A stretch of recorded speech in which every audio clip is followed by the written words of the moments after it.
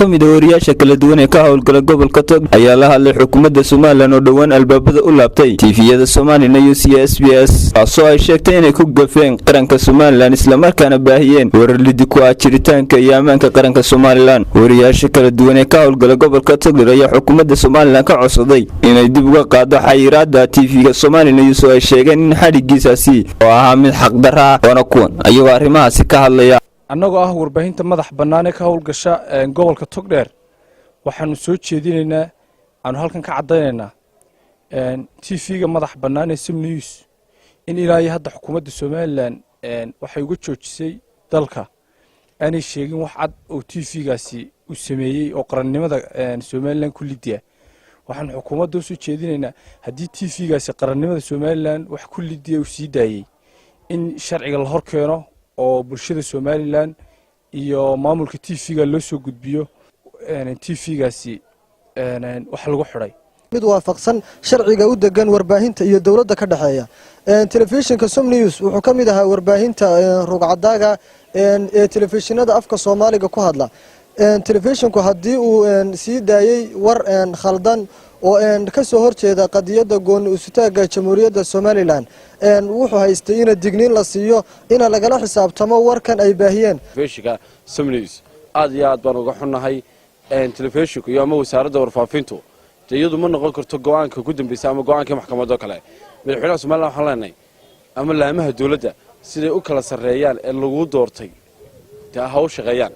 wasiir telefishinka Somali News haddii maxay tolo lagu hayo wax sharci darro ah oo dhabar joob ku ah qaranka Soomaaliland oo uu sameeyay warbaahinta loo soo bardhigo oo hal la cadeeyo haddii kalena ha loo soo celiyo maxay tolay sharaftiisa iyo karaamadii iyo maqaamkii ku lahaa guud ahaan Soomaaliland.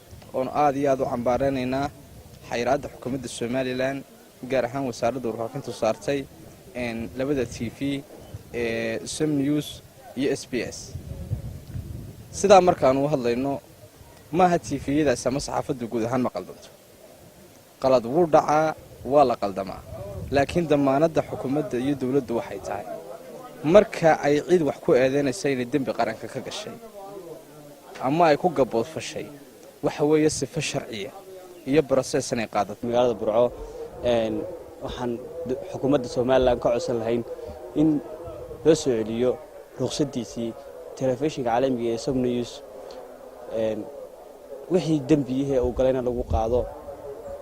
waxaan si sharaf leh oo miisaan leh oo mug leh haddii aan nahay warbaahinta gobolka Togdheer uga codsanaa xukuumadda inay ruqsadda u soo celiso telefishinka kale. Soomaaliland waxay ka dhawaajisay dhowr jeer in aanu jiri karin wariye la iska soo xidhaa bilaa sharci in aanu jiri karin xarun institution warbaahineed oo si bilaa sharci loo xidhaa laakiin intiba imika way muuqata.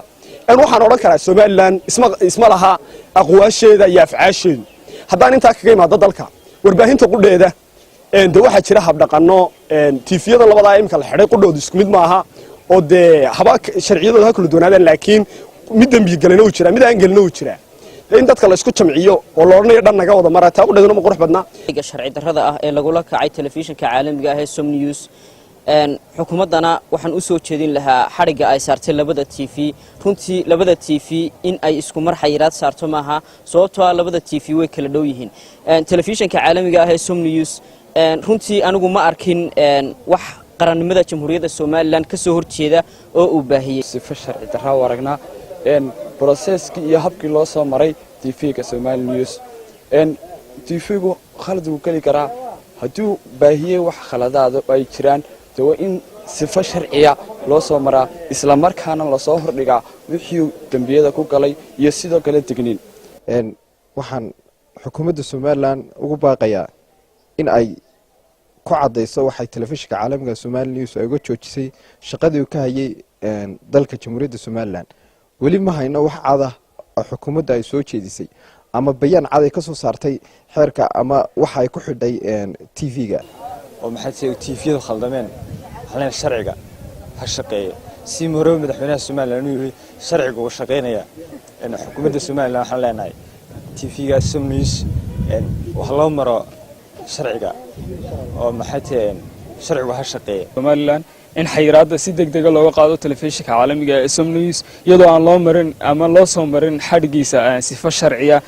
marka waxaan leeyahay Som News si degdeg ah in loogu soo celiyaa shaqaalihiisa Soomaaliland. Maxamed Cabdi, Cadcas 24 TV, magaalada Burco.